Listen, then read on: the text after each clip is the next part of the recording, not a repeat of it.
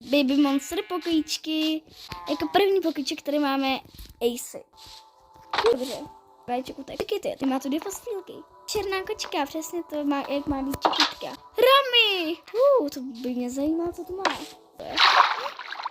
A tady měla delfína. No, nic nevadí. Ahion. Má tu shulkerboxy. Super. Ruka, super. Jedna z mých oblíbených.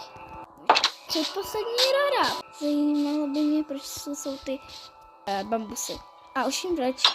Malá pandička, Rora. Miluji si. Tak je poslední. Farita, super. Má tu postýlky. Tak jo.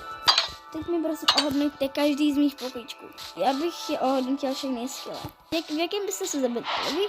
Je možná v Rami, nebo Ahion, nebo Ruce, nebo Reale. Já nevím, je to těžký.